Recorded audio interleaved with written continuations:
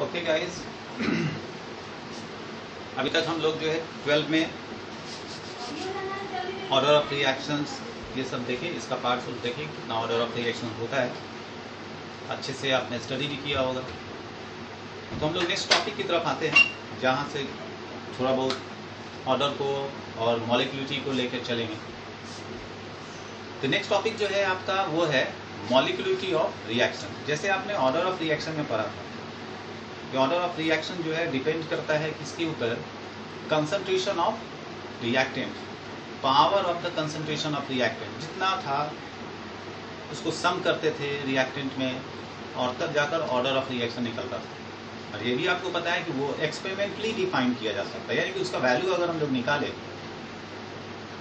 Verbally या theoretically अगर form करें, जो पॉसिबल नहीं है वो जनरली पॉसिबल, ऑलवेज पॉसिबल होगा। वो एक्सपेरिमेंट करके थ्रू ही पता चला जा सकता है कि इस रिएक्शन का ऑर्डर क्या होगा। बट यहाँ पर एक टॉपिक और आती है जिसको हम लोग मॉलिक्यूलिटी ऑफ रिएक्शन कहते हैं, और उसको हम लोग थ्योरेटिकली ही चेक कर पाते हैं। दूसरी बात अगर हम लोग बात करें तो मॉलिक्यूलिटी ऑफ रिएक्शन एक एलिमेंट्री स्टेप। अब बोलो एलिमेंट्री क्या होता है? तो एलिमेंट्री उसको कहेंगे जो सिंगल स्टेप में ही वो प्रोडक्ट को फॉर्म कर दे, वो कॉम्प्लेक्स के ऊपर डिपेंड नहीं करता है। कॉम्प्लेक्स कहने का मतलब कि वहां पर एक स्टेप से ज्यादा किसी रिएक्शंस का फॉलो होता हो, तब जाकर प्रोडक्ट का फॉर्मेशन पॉसिबल होता है। तो ऑर्डर ऑफ रिएक्शन आपका एलिमेंट्री में भी काम करता है और कॉम्प्लेक्स में भी काम करता है। बट मॉलिक्यूलिटी जो हम लोग देखने जा रहे हैं, मॉलिक्यूलिटी को, ये सिर्फ एलिमेंट्री के अंदर ही काम करेगा ओनली। इसलिए यहाँ पर हम लोगों ने यूज किया है मॉलिक्यूलिटी ऑफ रिएक्शन को कि concept only for elementary reaction, only for elementary, कहीं से ये कॉम्प्लेक्स के अंदर काम नहीं करता है।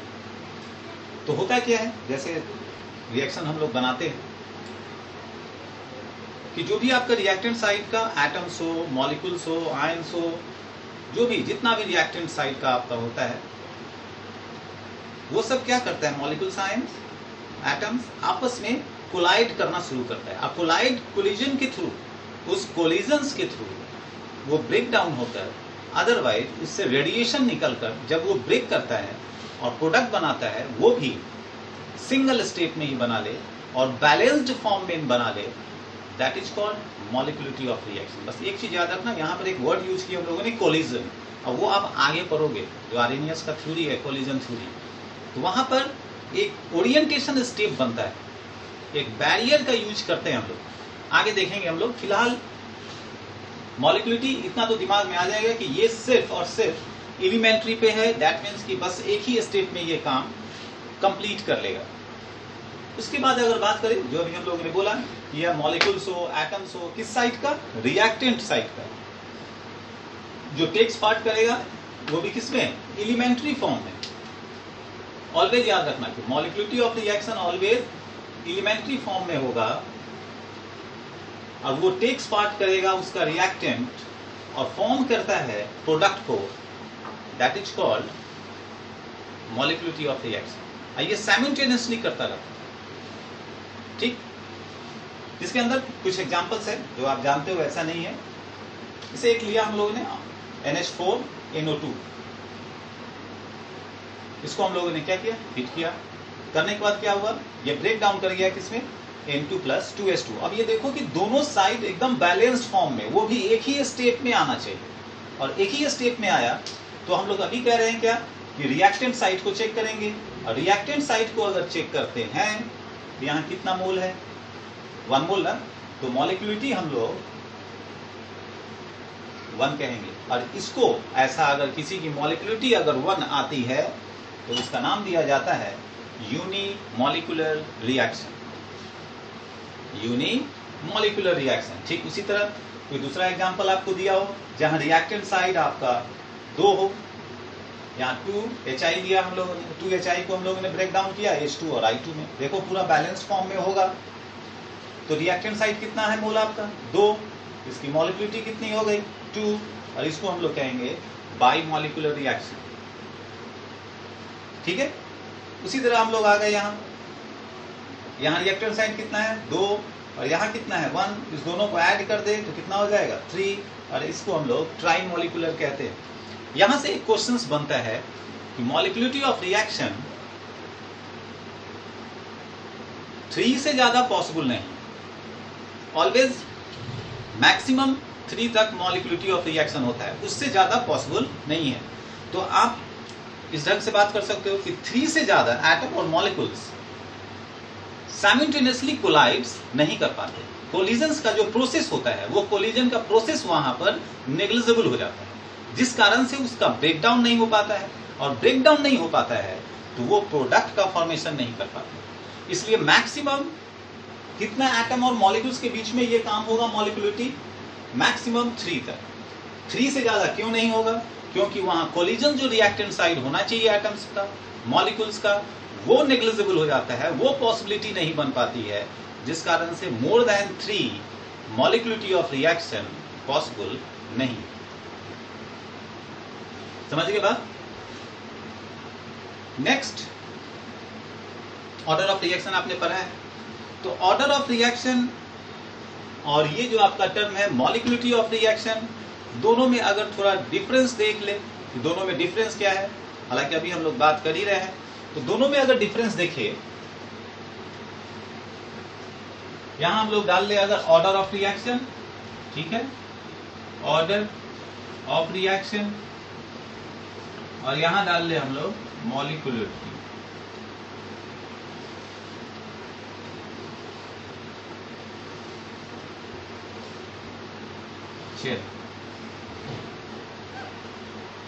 तो दोनों में देखते हैं ऑर्डर ऑफ रिएक्शन जो आपने पढ़ा भी है पहले अच्छे से, वो 0 पॉसिबल है, फ्रैक्शन में पॉसिबल है, 0 भी हो सकता है, फ्रैक्शन में भी हो सकता है, चाहे जितना फ्रैक्शन में हो 1/2 हो 3/2 हो, फ्रैक्शन पॉसिबल है, but molecularity of reaction 0, otherwise fraction में पॉसिबल नहीं होता है।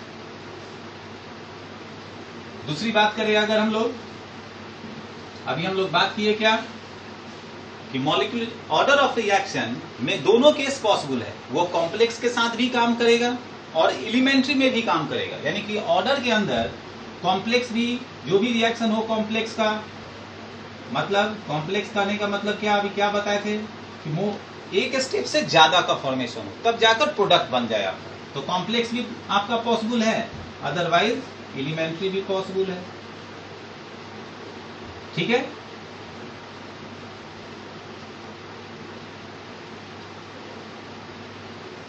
जबकि मॉलिक्यूलिटी में अगर हम लोग आते हैं तो ये सिर्फ और सिर्फ एलिमेंट्री पॉसिबल है, एलिमेंट्री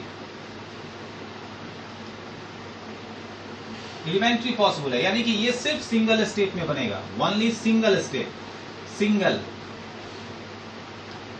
लेकिन यहां ये दोनों पॉसिबल है, वो कॉम्प्लेक्स में भी काम करेगा, एक से ज्यादा स्टेप का भी काम कर सकता है, अदरवाइज सिंगल स्टेप में भी काम कर सकता है, ये ऑर्डर के अंदर की बात है। But molecularity only and only single step में काम करेगा।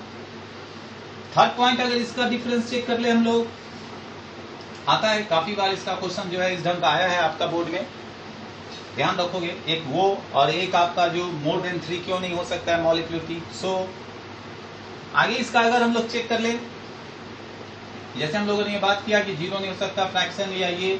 दूसरी बात, ये concentration of order of reaction किसके ऊपर डिपेंड है, power of concentration of reactant, power of concentration of reactant.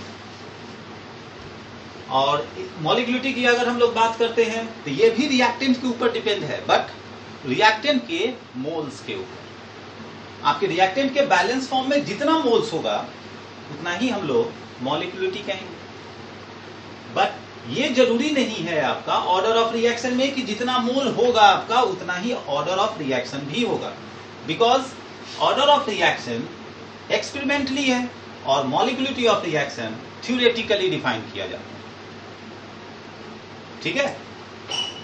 कहने का मतलब क्या हुआ कि ये जो आपका है ऑर्डर ऑफ रिएक्शन, ये किसके ऊपर डिपेंड है, एक्सपेरिमेंट के ऊपर, कि आप जो भी रिएक्शन का एक्सपेरिमेंट करके ले आओ, एक्सपेरिमेंट के ऊपर, जबकि ये आपका डिपेंड है थ्योरेटिकल के ऊपर।